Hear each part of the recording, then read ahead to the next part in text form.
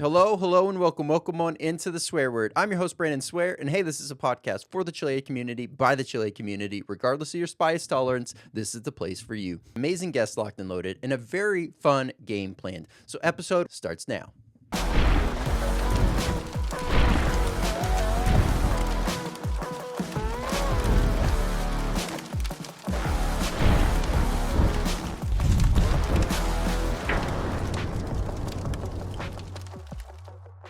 What's going on, Swear Nation? So glad to have everyone here. Whether you're tuning in on YouTube, Spotify, Rumble, and or Apple Podcasts, thank you so much for being here and continuing to make this podcast what it is. If this is your first time checking out the podcast, welcome. So glad to have you here. And all those that have just recently found the podcast, thank y'all so much for being here. All the way to those ones that are the OGs, rocking since day one.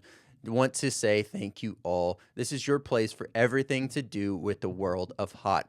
Now, up tonight, we have an amazing episode. We have Aaron of Coney Island Saucery here as our guest tonight. So we're going to be learning about his journeys, how he got started, the overall, branding, co-branding, collaborations, all these fun things that have come along the way, the path, the journey that he's taken, the ups and downs, the nuggets of knowledge are just riddled throughout this whole entire episode. So absolutely looking forward to this, as well as we have a very fun game plan. So if you would have answered the game any different than Aaron did, let me know down below which ones you would have pushed forward, as well as which ones you would have cut. Let's do this. Let's go and jump on over to tonight's discussion.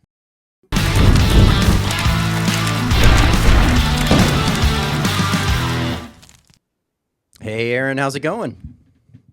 Pretty good. How you doing, Brandon? Man, I am doing great. It's wild weather out here, but thankful that I'm inside and not having to deal with what's going on outside. So definitely glad to have you here. I've seen your stuff around on social media, and always been a bit curious about what Coney Island Saucery has going on. So glad to have you here. Thank you. So yeah, we're a brand that does a lot of collabs. We have a lot of official licenses. We have official license with the Trailer Park Boys, with Fallout, the video game, and Slayer, the heavy metal band. And we are looking to add more to our list in the next year. And that's what we kind of do. We're like a branded brand. Nice. Yeah, no, that sounds super cool. I mean, it's definitely something that not everyone is obviously capable of doing or seeking out to do. So to be able to see that in the scene is awesome. One thing I always like to start out with as well is so that everyone gets a good understanding is what got you into the world of hot, and then what was that catapulting moment where you were like, I'm going to start making my own spicy products. All right. Well, how it worked is that I worked in advertising. I was an animator, designer, video editor, um, HTML5 programmer, and I also have my private clients. So I was always building other people's brands, and I was always building their business, and I wanted to kind of like do my own business. I'm like, well, I could do this for others. Why don't I do it for me? And I was literally reading Entrepreneur magazine, and in there it was a huge incline graph of the hot sauce market. And I didn't know anything about the craft stuff. I didn't know any of it. And I started researching it and looking into it, and I was like, damn, there's a whole scene for this, And I like spicy food, and I was like, let me give this a try. So I started with a friend of mine. We started hotsaucewillies.com, which was online retail for hot sauce. We sold over 350 different hot sauces. We sold barbecue sauce, rubs, spicy chocolate, whatever, beef jerky. But I found that like when you're selling other people's stuff, when the profit margins aren't really great, Secondly, you're competing against Amazon. You're competing against other specialty online stores. You're competing with the guys you buy the sauce from. So if they drop their price and you bought it for a certain price, now you're more expensive than they are. And, this stuff has expiration date. So it can only going to hold on to it for so long, you know? Yep.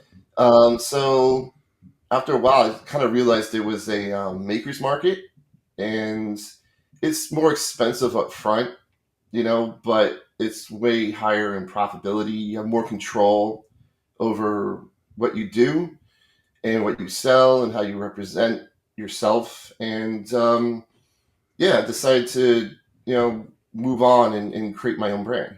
And there we are. Nice. Yeah. I mean, that sounds like you got to really experience, not only from a research initial standpoint, but you got to then live and experience the, different avenues at which you're able to do this. So yeah, from that standpoint, you do have a better understanding of kind of what you would be looking for, because obviously as a any kind of deals or structured agreements that you might have with someone else that's going to be doing some hot sauce reselling, you kind of know what that pitfall struggles, all these things can come Oh, yeah. from that.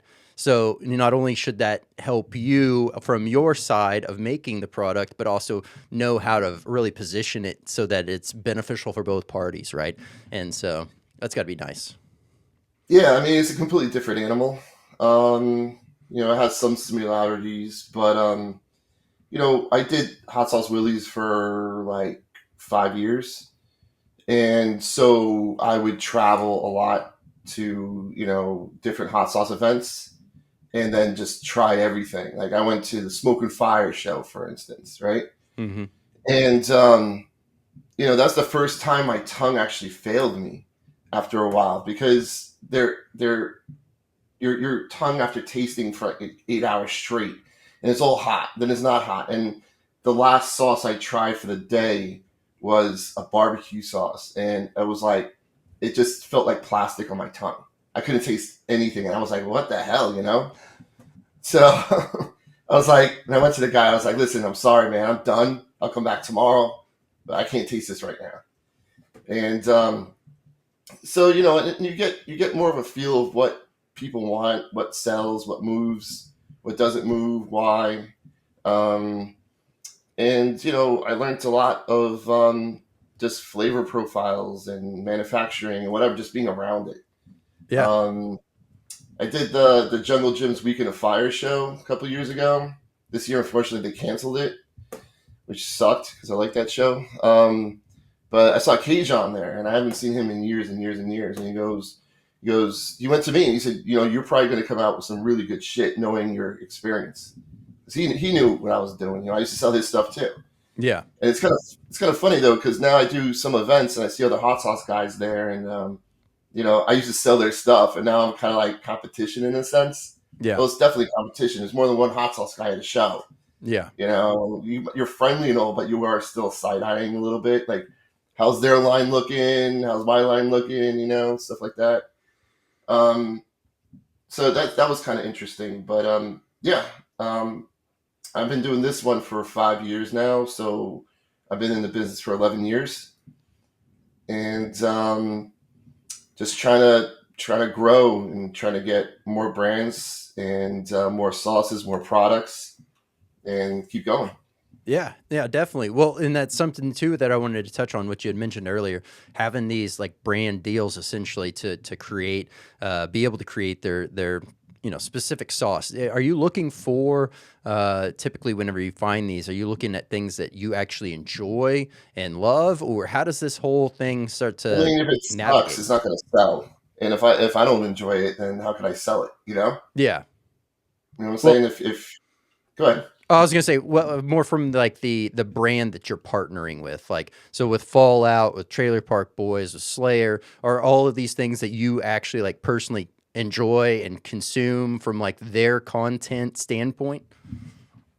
From the brands, do I appreciate the brands? Yeah, I choose the brands Yeah, that I want to work with. Yeah, for sure.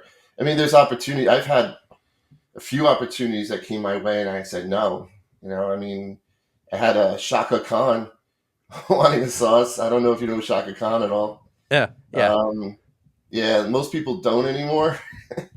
So, not to say Shaka Khan isn't extremely talented. It's just I got to go with how much interest there is in the brand. yeah. So I think I got offered David Hasselhoff. That's a pretty interesting one too. Yeah, but like I said, if you're a certain age, you're not going to know who he is. Yeah. And I'm trying to get something that's more current. I want to get brands that are more current that have like a wider audience instead of like a certain age group. And then when you get the older ones, it tends to be like a lot that generation didn't really eat hot sauce, Mm-hmm. you know? So they're going to be like, if I do a show and it's an older crowd, I'm going to see a lot of people say, hey, you want to try some hot sauce? They're going to just walk by me holding their stomach like they're about to crap themselves and Yep. keep walking. They don't even Yep. say anything to me. They don't interact. But when I get into like, the 30s, that's a good balance of Yep. age because you get the younger crowd, a little bit of the older crowd, and therefore we're going to sell more. So I got to keep in mind the age range of the fans of whatever I do. Yeah. Um, Absolutely. oh yeah, like Fallout, for instance. Fallout, is an older game series, but now they have the TV show, Mm-hmm. so that brings in a whole new audience for it.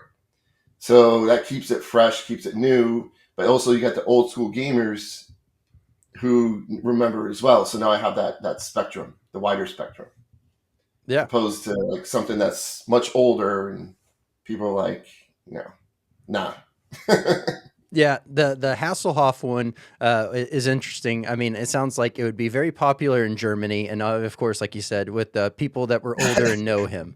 So, You're not the first person who said that. Like, dude, just sell in Germany. yeah, yeah, they love the Hoff over there. I don't know. I guess they still do. I mean, I haven't done much research. He was great in with the soundtrack for Kung Fury. I don't know if you've seen that at all. Mm-hmm. He's like with the Lamborghini behind him and shit, and Yep. yeah, that was epic.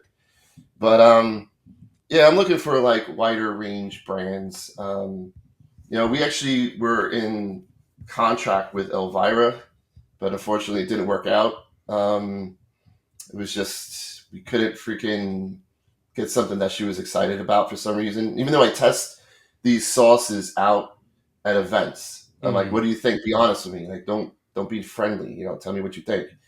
So we test it out. If we get good, feedback, then I'm like, okay, well, I think this works. I think it works. Other people think it works, but she wasn't too into what we were doing, and we just kind of like, well, sometimes you can't make everybody happy. Yeah. Fair But enough. yeah, but at the same time, I was like, I asked people like, hey, Elvira in certain age group, they didn't know. They're like, Yeah. no idea. I show a picture. Nope, never seen it before. So, and she's already hitting her 70s. So, her heyday was the 80s, the Yeah. 90s, and then, now she's kind of like doing whatever she's doing, and you Well, know, that I mean, so you also have, it sounds like you're very well familiar with this. It sounds like you're leaning into that advertising side to really help pull that market analysis to know like what's going to actually click and stick. But you also have that working against you, the common consumption of everyone wanting these quick hits, like everything's changing 24/7. Trends that used to be like trends in the 80s and 90s would like hold, right, for that whole duration, as to where now it's like a trend may last a week and then all of a sudden that trend is dead. well, the trick is to make really good sauce. Yeah. So I'm not doing no white label 3 ingredient sauce here. We're doing really customized, well thought out sauces. So having the brand initially gets people to try it, right? Or collect it, or both. Sometimes, most like when I do a pre-sale, usually they buy 2, one to keep, Mhm. one to eat. But if you do a really good sauce, then they're going to keep coming back. They're going to be like, "That's my sauce." They don't even care who's on the label. In fact, when I do events, most people think I'm Ricky from the Trailer Park Boys. Like, is that you on the bottle? I'm like, no. It's a show on Netflix. I have to kind of like talk to them about it a little bit. But those people buy just for flavor, and the trick is to get people to at least try it. And if you're out there at the singles mixer trying to get a date, you got to make sure you're looking good, Yep. right? So that's what that branding does. It makes the bottles look good, because people first buy with their eyes, and then they have interest in the brand, and then they'll come back for more because they're like, wow, that's a really good sauce. A lot of people are like, we thought this would suck, but no, we actually care because I care. Yeah. Well, and so I guess twofold on that. It's like something you mentioned earlier with the older demographic that it's walking through these events and the ones that are quick to pass by. If you think about it, I mean, not to say that there wasn't great tasting sauces, but it was more commonplace to find just a very pepper forward, a single note type of sauce is like the main thing that was in front of the mass populace at that point. So, you know, a lot of these guys that are going through there, they don't understand the depth that has been added into the flavor, the thought, the everything that's kind of poured out. And same thing, like once again, as you're saying, with the labeling itself, you have, you know, you still to this day have those what are called like the gift shop, you know, hot sauces that you'll find, and it's just the 3-4 you know ingredients, and it's very singular note, but it's just a different label Mhm. every time. And so you also have, I assume, probably those individuals walking by, and that's their immediate thought is like, well, maybe this is not going to be all about that flavor. So I can see where that would be working potentially against you in that sense from somebody that just hasn't taken the time to really educate themselves or try the product. Yeah, like usually what happens is I'm first off, tend to get scared because it's hot sauce. Like we do have Slayer's really hot, but the singer of the band said it better be fucking hot. So we made it hot, but it's also Slayer. I mean, come on, Yeah. Raining Blood by Slayer. I mean, it's not gonna be mild sauce, but we do have the Trailer Park Boy ones are pretty mild. And so what I do is like I'll tell people, I'll give them a spoon and I'm like, just try it. And the first thing you're gonna say is, "Oh shit!" And 99% of the time they try, they're like, "Oh shit!" I'm like, "Yeah, oh shit." It doesn't suck. It's good, right? And then they end up buying. Yeah. So, but yeah, talking about old school stuff. I mean, like that old school Louisiana style is three ingredients: it's peppers, Yeah. vinegar, and salt, and Tabasco straight up mash. Mm-hmm.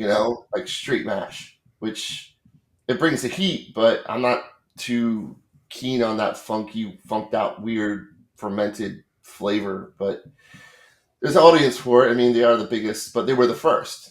Yeah. They were like one of the OGs, so they dominate the market right now, and they're cheap as dirt because there's only three ingredients and they make a hell of a lot of it. Yeah. So that's also makes it harder for the smaller brands to compete in the supermarket world, because supermarkets just that's what they want. They want that. They don't care about anything else. They don't want to see a $10 price tag on a freaking hot sauce. Yeah. But the supermarket, I think their mentality is old school. You know, unless you're into a certain specialty shop that actually cares. Yeah. Mm, I will say things like HEB's been doing great about like stocking a larger supply, and now that mm, they spread more so around even like up here in North Texas, you're now starting to see the other grocery stores that are within close proximity now up their hot sauce game. So mm. that is nice to see that competition. But yeah, as you're saying, there are so many that are on the shelves that are just very basic recipe, if you will, in the sense of like just maybe three ingredients and not much in the way of depth. So it's nice to start seeing some of these products with depth hit those shelves. But yeah, there's a lot to be updated and changed in a consumer base like that is that brick and mortar walking into a grocery store. Yeah, I mean, Cholula's made of only powder. Hmm. There's nothing in there but powder. And they did a good job with powder because that's hard to do. But because they did it with powder, they are cheap enough to get on those shelves and still make money. Because this is how it works. And for a lot of craft guys, these numbers don't make sense at all. In fact, you'll lose on it. So if you get a distributor, right, the store is going to want, they're going to want 40%, right? The distributor is going to want 35%. And that leaves you with 25% plus cost of goods. So Hmm. now if it's a $10 bottle, you're only making 250.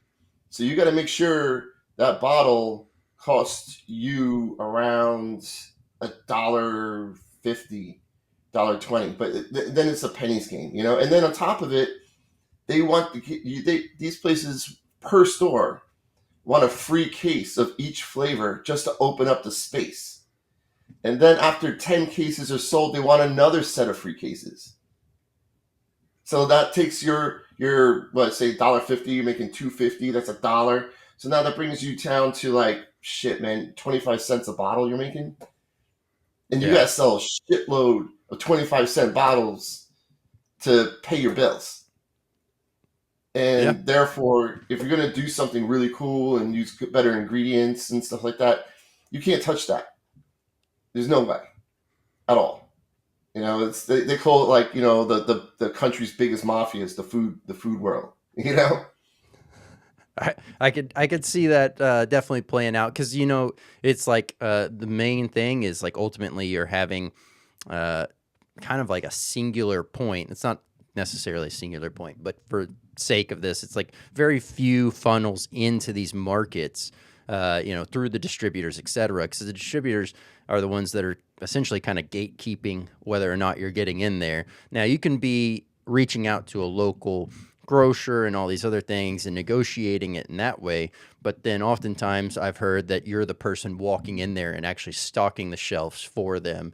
And yeah. it's like, then you have to limit yourself to a close enough proximity to make that happen and within reason. And it's a whole new set of things to consider.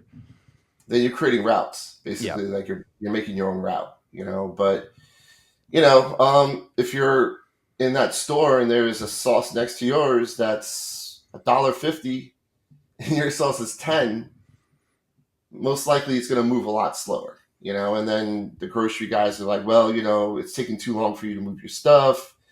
There's 50 other brands out there locally that want that space. My things, we're in over 130 stores right Hmm. now. Um, a lot of it is just finding these places, but dealing directly is the best way to go. They'll pay the margins that you want. Because first off, you don't have a distributor eating 35% of it, and they're easy to work with, and they're used to dealing with like craft brands. Yeah. So Jungle Gyms, for instance, they're great. They sell it like a lot of mostly craft stuff out there, and they keep the margins hot. They keep the prices where they need to be, and but they have high output as well. So you got to find all the Jungle Gyms in the world. Yeah. Yeah. No, it makes sense there. That's for sure. Now, something you had mentioned a second ago about like, testing out sauces, when you're at different markets, et cetera, events. I guess, what is the inspiration behind your sauces? Do you craft the sauce before you make the partnerships, or are you crafting it after the fact with, the partner brand in mind?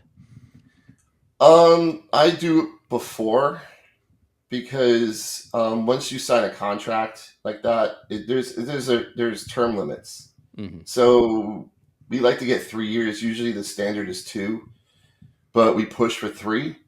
Um, and then if they're friendly with you, they like you, then they'll extend it. If you're doing well, they'll like, all right, we'll give you another 2 years. But I like to get some flavors developed beforehand, so this way I'm not eating into my time of my contract. You know, Yeah. so I was like, hey, I really want to work with you guys. Here's some flavors. Tell me what you think. And they say, oh, we love it. Let's start. And then we sign the contracts. I already have the flavor registered with the FDA. Got my schedule process, and then I could jump in harder and faster. So, say we do a pre-sale, and I don't have that stuff done, then people after a pre-sale have to wait longer, which Yeah. people don't like. Everybody wants, it's a time of getting what they want now. You Hmm. know, people don't have patience anymore. Like, that's why the guitar solo keeps shrinking in music. You know what I'm saying? Like, Yeah. they don't have the patience for like 5 minutes like instrumental. So just having that done beforehand makes things go a lot smoother, a lot faster, makes people happy, and they keep moving on, you know? Yeah. Well, and something that you said perfectly lines up with exactly something I was talking about last week with another friend, which is just ultimately, it's wild to see how many artists, and you see this more prevalent with new artists, but how many artists even that have been in existence are having to exactly do that same thing, shrink down their songs. There's so many songs that are like, 90 seconds, barely broaching that 2-minute marker and it's over. And it's like, Hmm. dude, that used to be just the intro to a song. Like now we Yeah, have like yeah, such a condensed down version. It's wild. Everything is hooks these days. yeah. It's just get a good hook, repeat it a lot, and end it, and try to make as much money as possible. You Yeah. know, getting deals, and it's kind of it's a shame, but you know the internet and things like Amazon Prime with their next day and all this stuff, like that's another thing for businesses. Like, you know, for instance, TikTok Shop, right? Mm-hmm. They expect you to ship every single fucking day, every day. You know, same thing with Amazon. Like, you know, before you're able to say, hey, you know, I want to ship twice a week, depending. You know, during the Christmas season, you're doing it more because you have higher sales. But you know, I want to ship twice a week. You know, like because you have other things to do in a business. You know, there's a lot other things to handle. Unless you want to hire somebody or you want to get a 3PL, Mm-hmm. which is a warehouse that does it for you. But then they rape you also. That's rough. Unless you're selling $5,000 TVs, you know, like a $10 bottle of hot sauce ain't gonna fly doing that. And if you do it, there's someone in your pocket everywhere. But you know, yeah, like TikToks, all those places, they expect you to be like Amazon, which is I think kind of messed up. You should be able to apply your own rules in these things, but they're like, well, we're TikTok, so you got to do what we tell you to do. Yeah. Yeah. Mm. Okay. Well, something also that like popped in my head, which is like I'm sure you get approached often when you're at events or what have you, and people are like questioning how did you get the rights to be able to do this, or do you even? I bet there's a lot of people that question whether you're legally able to do all Oh this, and yeah, they approach you oh with yeah, all that. yeah. And then I show them a video of the actual people holding the sauce, Yeah. and they're like, "Oh shit, you know, that's crazy." You know, like with Trail Park Boys, I've done a few Comic Cons with them. I'm right next to them. You know, so they sign their autographs and just exit through the gift shop. You Uh know, huh. and you know, I got footage of this is pretty funny. So Slayer recently played Hershey Park, Hmm. right? And I had no shows, and I booked this one show just to give it a shot, and it was a swap meet in Old Raceway Park, in New Jersey, in Englishtown. That's a big thing over here. They used to have commercials, Raceway Park, and they had funny cars, and it's kind of sad being there this time because they kind of tore that down, that part of Mm. it. There's no interest anymore, and it looks kind of vintagey, the area and all that. But I'm kind of 3 day swap meet, and then I get a call from the licensing team for Slayer and saying Tom wants you to go down and you get VIP and all this, get to meet him and hang out and all this stuff because he wants a case of sauce to give away to his buddies. And I'm like, dude, I'm stuck at the show. So I end up driving to my boy Sean's house, and I was like, dude, can you do this for me? He's like, yeah. So I gave him the case of sauce, and he decided to bring his son, and he got to see the show like backstage on the side. Got to hang out with them. I'm like, dude, all I need you to do is take as many photos and videos as humanly possible. I need that. Yeah. But you know, my yeah, my wife went to me. She's like, "You crazy? Get to hang with Slayer." I'm like, "Yeah, but you know, I gotta keep the flow going." You know. Yeah. So, No, but that's definitely one of those tough calls that you gotta be able to make, and that's great that he got to be able to enjoy that, and hopefully he got all the shots and the recordings that you needed. So yeah, yeah, he did. It's but when you're the owner, you're the last to get paid. You're the last to like everybody eats a piece of the pie. Whatever's left on the pie is when you get to eat. You know, yep, so I had responsibilities, and I said yes to this event, and I had to honor that, and maybe they'll come around next time. I don't know. Yeah, yeah, no, that's there's always that next time, that's for sure. Something as well. It's like you had mentioned the contracts are typically like 2 to 3 years on average. So like, Mm. what No, you happens? asked me how I got these things. So Yeah. my business partner, he's nominated for like 5 Academy Awards for Okay. film. He's a sound mixer. Okay. Um, so through his career, he met Mike, who plays Bubbles, and Bubbles actually worked on a film for him. He hired him, and they became friends. And this is before Trailer Park Boys, and then Trailer Park Boys happened, and he's like, "Well, I know the guys from Trailer Park Boys." So I was like, "All right, well, let's give it a shot." So we developed their decent hot sauce, which is a Louisiana style with 150 pounds of fresh garlic that pickled in the vinegar. This is Oh a my vinegar goodness. forward style. Fresh basil and margarine gives us a Mm-hmm. buffalo flair and keeps it vegan, so anybody can enjoy it. Um, and so they actually had a cruise called "Getting Out of Jail and Setting Sail," coming from Tampa to the Bahamas. This old Trailer Park Boy theme cruise. It was a Norwegian cruise line ship, and we got invited to go on there. So I'm like, let's go. So so we fly down to Tampa. We go. They give us free rooms, which was nice. Free access to like the VIP areas where the celebrities are and all that. And I went there with a bunch of sauce. And in fact, our original bottles were in flasks, right? And security stopped me saying, "You're bringing alcohol onto the ship." I was like, "No, man, you can try it if you want. It's all hot sauce." They're like, "Okay, you can go. And I ran around the ship, when they were doing their events, and I'm like having everybody taste it and taking video and all that stuff. And that's how we got Trailer Park Boys. It was on a drunken celebrity ship going to the Bahamas. And believe me, it's Trailer Park Boys. Everybody was Yeah. freaking lit. Yeah, well, I just recently had my first experience with a cruise and absolutely enjoyed it more than I thought I was going to. At first, I was like, man, the idea of being like confined on this boat and having to only Mm-hmm. like basically have the pool, have whatever amenities and all this. Like, I was like, how much fun could this actually be? And then, man, that was an absolute blast. Something that I would definitely be willing to do again. So, Yeah, let me tell you though, like if you go onto a ship and you see that top tier that looks like where the captain would be, the captain ain't there. yeah. That's for the VIPs and celebrities. And they have their own pool.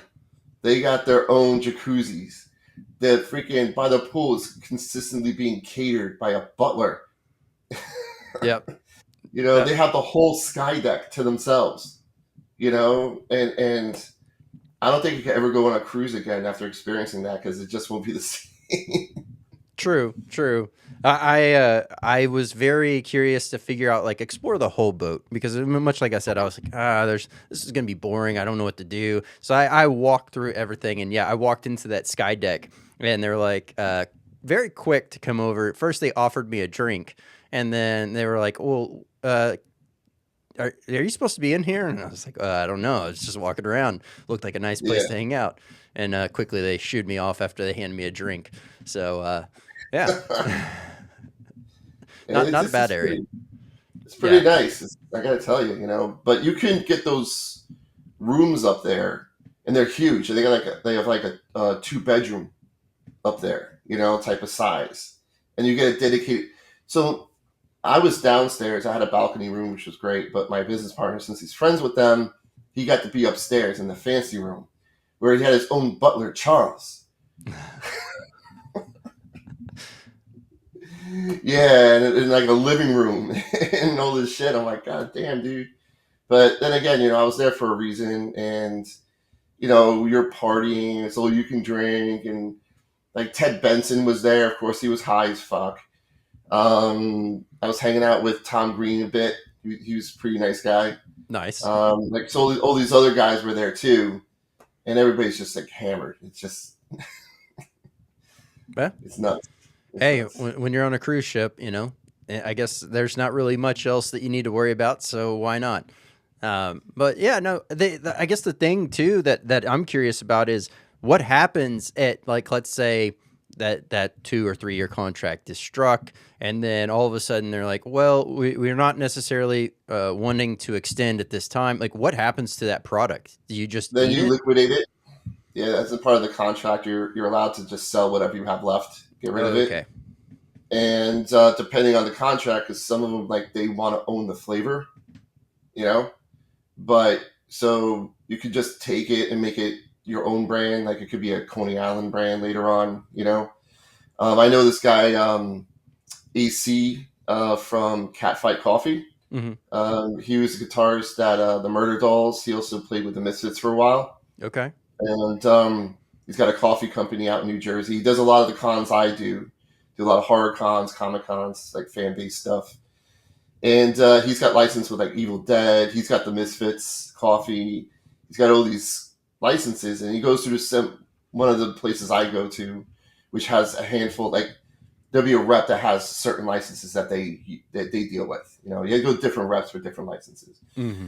So he's like, yeah, he's got Crimson Red by the Misfits, and he goes, well, if that ever fails, it doesn't work out, then it would just be Crimson Red from Catfight Coffee. you know? Hey, So that's what you do, unless somebody owns the flavor.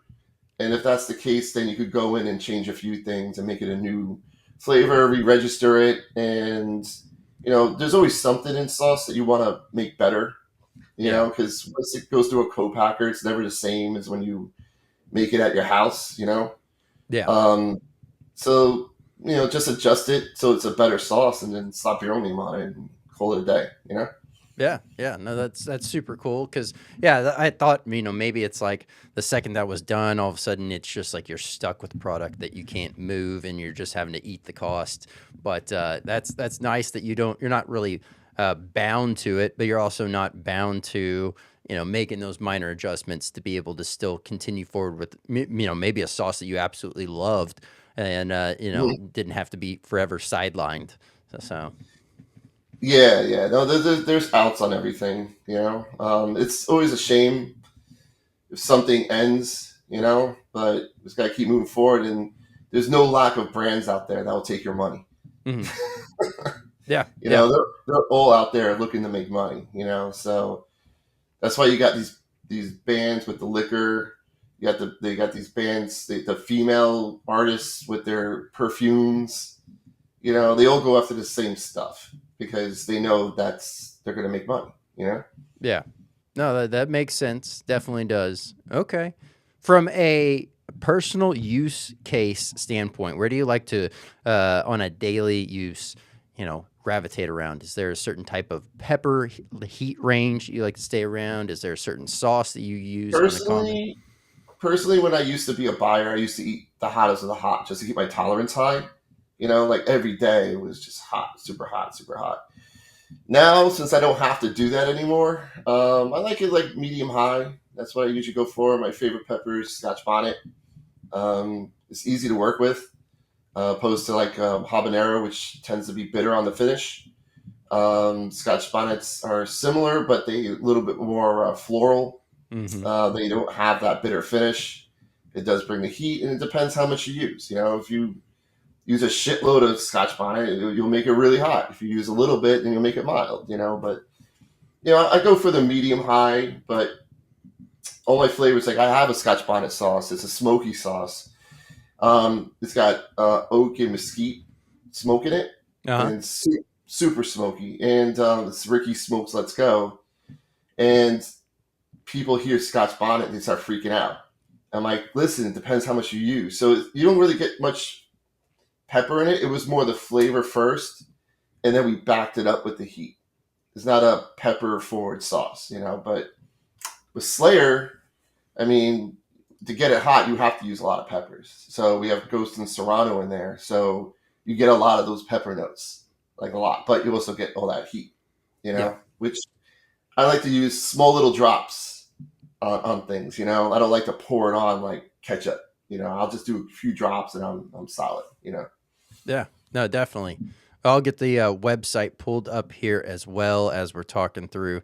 So just so that everyone knows when they land on your website, this is what it should look like. No one's like questioning if they're the right place, although yours is very clear as what you're at. So yeah, no, absolutely love what's going on here. Now, as far as, you got this great store locator, it looks like you have widespread exposure in that sense. Where do you see, I don't know, I would assume you probably track this to some extent, but do you typically see your sales coming from a specific state or region more so than another? I think that Trailer Park Boys are definitely Midwest. You know, Uh, that's why it does so well at Jungle Gyms because they're constantly selling out of the stuff. Because there's a lot of trailer parks over there, yeah. and they're just like me.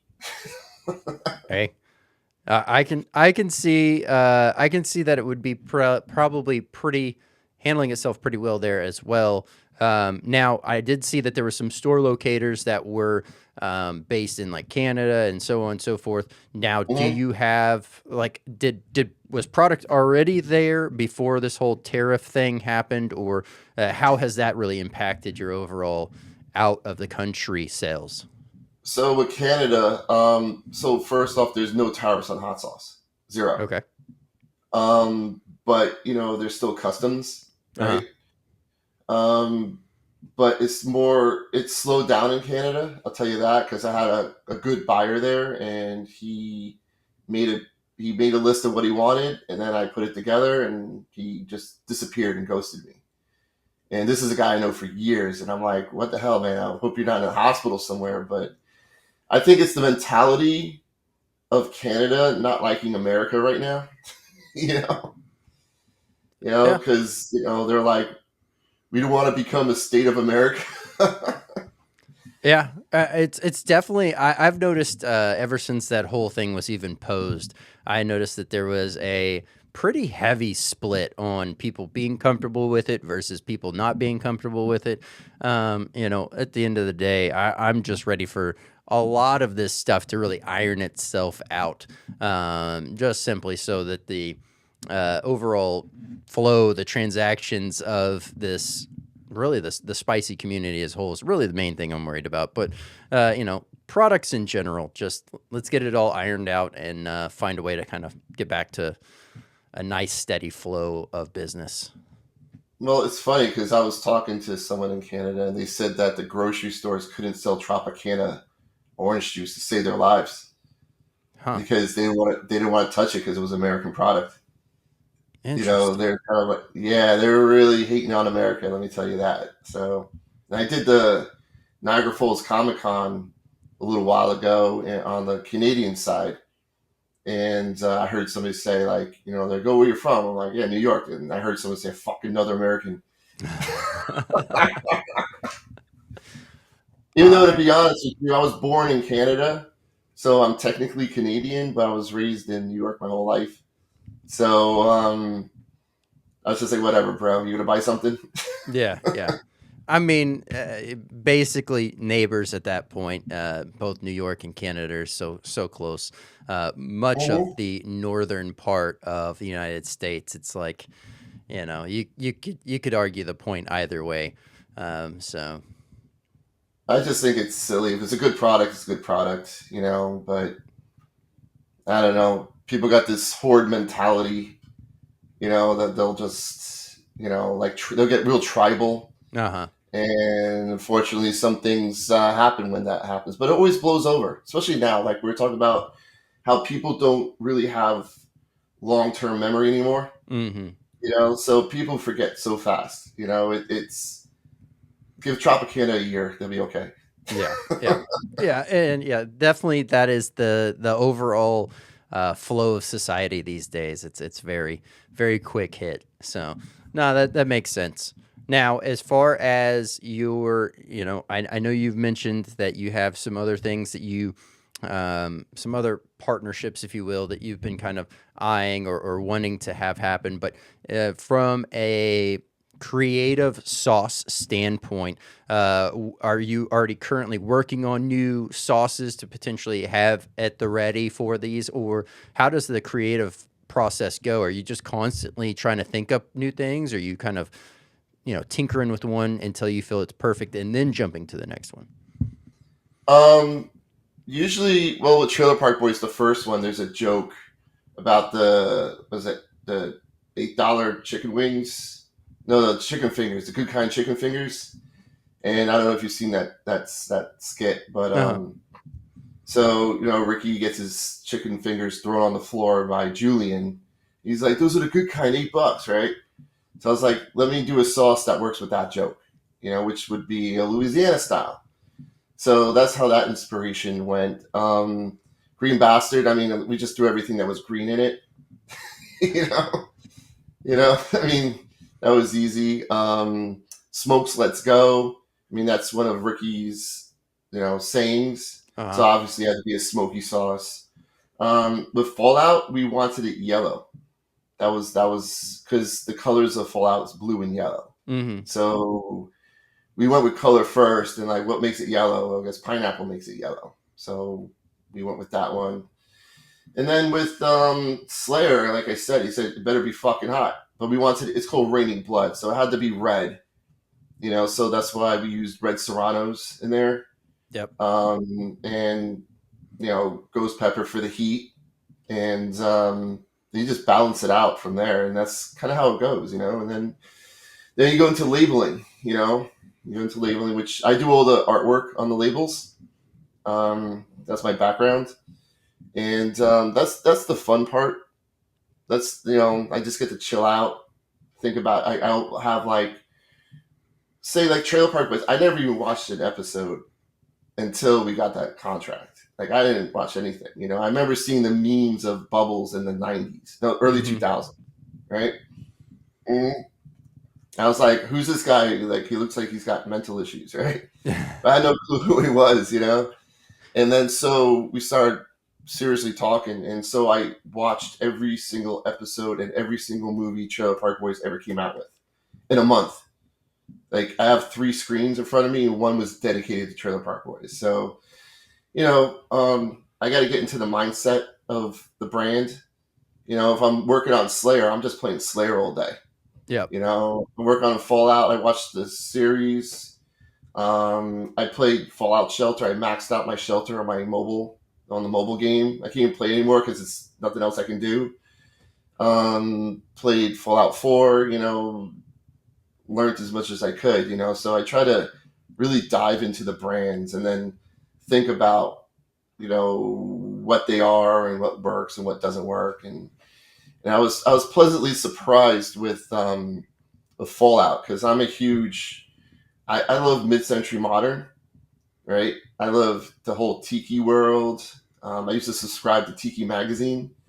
I collect Tiki mugs, but only ones I find because I could when you start collecting something, you go crazy, and Yeah. I'm like, only if I find it, I'll get it, if it's at like a garage sale or something.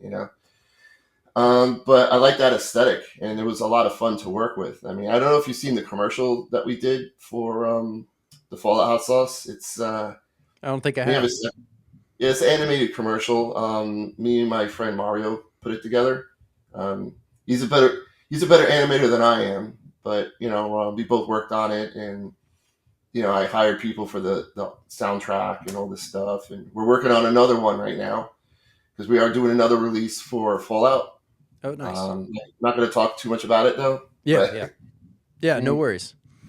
Didn't yeah, want didn't want to don't want to put you in any kind of situation where you're saying something you shouldn't have. Just curious as far as the process and anything that might be in the pipeline. So that's super cool, and I'm sure everyone's going to be focused on that release information when it hits. I can tell you that we're doing another one for Fallout. We're working on that one, and we got the okay for a second Slayer. Okay, very Yeah, nice. that one. I mean, it's approved already. So Bethesda I have to get everything approved. Like Hmm. everything has to be approved, like the label, the flavor, everything. So unless it's 100 million% approved, I can't really talk about it. Yeah. But yeah, we're going to be doing. So a couple articles came out, and a lot of people mentioned when we did Raining Blood, they're like, "I can't believe you never called it Hell Awaits." So now soon, people aren't going to have to wait anymore for Hell.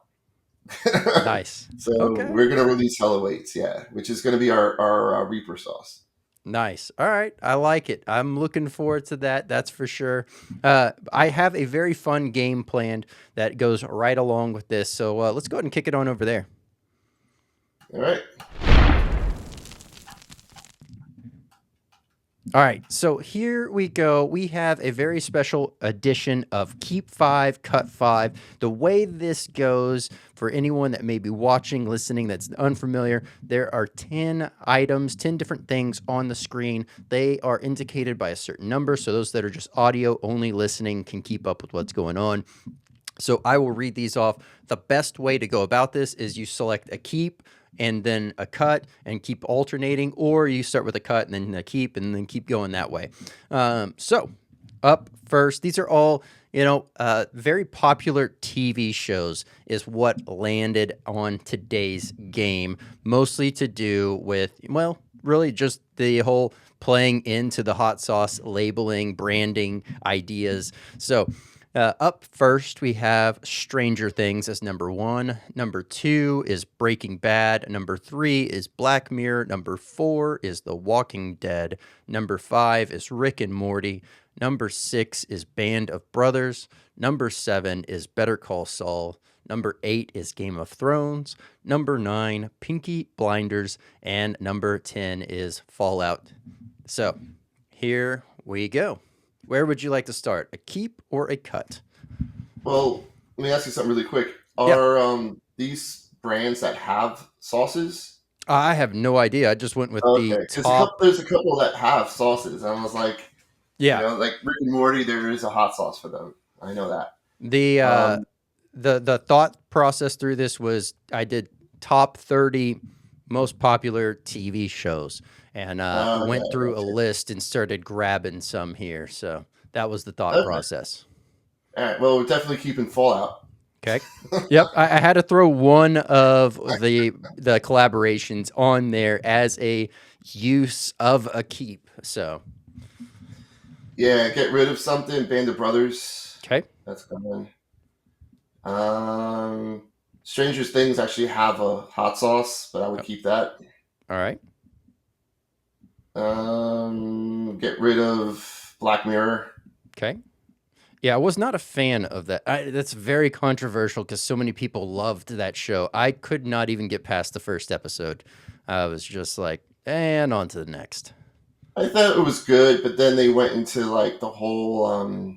It got a little political, I think, for a whole season. And when I start to see that, I just turn it off. I don't, Yeah. you know, I don't need to be around it. Yep. It's everywhere. Yeah. Yeah. I'm there for the um, entertainment, not for the lecturing. Yeah. hmm Yeah. So that's gone. You're out. Black Mirror. Um, I would keep Rick and Morty. Okay. Get rid of. I mean, I guess Peaky Blinders. Okay. Then I would keep Breaking Bad for sure. That is definitely a great show. Yeah, I would. Jeez, I would get rid of Game of Thrones. I never really got into that show, to be Yep. honest. I also never got into it. Another one that everyone gave me the hardest time over. It never was for me. It's too long, too epic, too long. I mean, Better Call Saul. I mean, Breaking Bad's long, but it's just well written. It's well Mm-hmm. acted. It's just good. So what's left We have The is I Walking got. Dead and Better Call Saul. Let's get rid of Walking Dead All right. and keep Better Call Saul. I like it. I can see this line up, fitting together very well. You got a nice mixture of things going on here. So absolutely enjoy that. Things that won for all those that are audio listening: Stranger Things, Breaking Bad, Rick and Morty, Better Call Saul, and Fallout were selected for the keeps. So very nice. I like that. Any of those that that are on this list that you just never watched? Game of Thrones, never really watched it. Peaky Blinders, never really watched it. Band of Brothers, never really watched it. Black Mirror, did watch it, then I stopped watching it for reasons that we discussed. Yep. Yeah. All right. Everything else I watched. All right. I like it. Simple enough, a very fun little way to kind of break up the interview, kind of get a mental reset, if you will, because the next part here is the nugget of knowledge. Now, because you do have, the side of selling other product, as an online store, and as well as having created your own, I guess what we can do is cater it towards those individuals that are, let's talk about the consumer base, right? So what would be a nugget of knowledge that you would give the consumer base that may be comparing, I mean, much like we discussed, comparing shopping at an online shop like that versus, say, buying direct? I kind of think those audiences are completely separated. So, for instance, you have people who will buy on Amazon and they just buy on Amazon. They don't care. They're buying on Amazon. Then you have people who buy in your online store. Then they're only going to buy on your online store. They're completely different segments. There's going to be the people who want more variety, I would say, going to like a shop besides Amazon that would have multiple options. But if you're just a fan of a brand, support the brand. You know,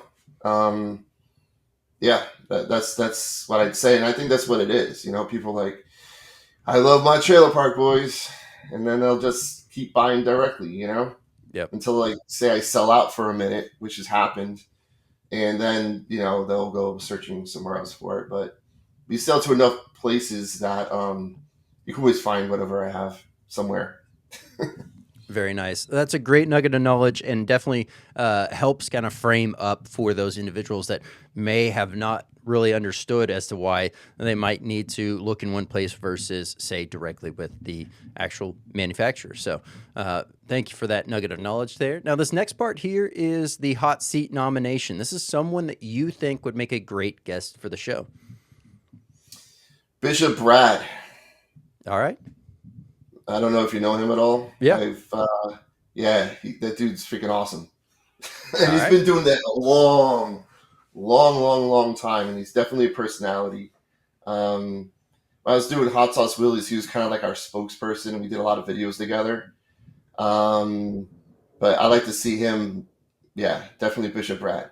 All right. He deserves a lot of credit, too. He's been doing hot sauce stuff for it has to be at least 15 to 18 years, even longer maybe.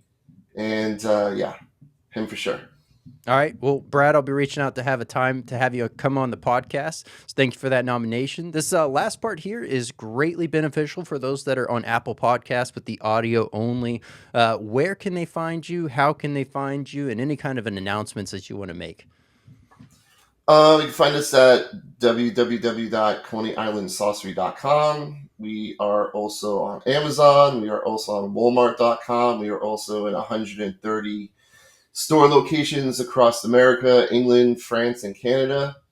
You can just go to our website and see if there's something local near you. And if they're out and you just got to yell at them and tell them to call us and order more. Start throwing things around. What do you mean you have no Coney Island in here, so any announcements? Look out for Slayer. They're putting that whole package together. I'm trying to finish up the package to get approved for a new Fallout. And I got a few more brands. Can't talk about them yet because we're not even close to negotiations at the moment. So, but they're going to be fun and then pretty big. So, yeah. Absolutely love it. Aaron, thank you so much for coming on. It has been an absolute pleasure having you on the podcast. Obviously, there's still so much more we can dive into. And definitely as new sauce brand collaborations come together, obviously there will be much more to talk about on that front as well. So would love to have you back on the podcast. All right, man, I'll be back like a boomerang. Sounds great. Aaron, thank you so much for coming on. If you would like to keep up with Coney Island Saucery, I'll have the direct links down below for all the ways that you can keep up with Coney Island Saucery. I also want to say thank you so much to those that have just recently found the podcast, all the way to those that have been rocking since day one. Y'all continue to make this place amazing and what it is. Continue to share this out with other like-minded chili heads or individuals that are just curious about the world of hot, because this is where you can find everything to do with the world of hot. Also, we have current sponsorship opportunities open for the podcast. If you would like to sponsor the podcast, have a featured segment, highly recommend reaching out via socials or on theswearword.net, and we'll get that conversation started. Want to give a quick shout out for our current sponsors, podvision.io. If you're looking to grow your brand, start your brand, you've hit a bump in the road, you're trying to figure things out, highly recommend checking out podvision.io for all of those needs, as well as webdx.one. Maybe you have an online site, maybe you had a guy at one point and lost contact, maybe you just never got around to building a site. Highly recommend checking out webdx.one. Best of all, they get you looking great online while you get to focus on what you do best. I'm Brandon Swear from Everything from the World of Hot. This has been The Swear Word.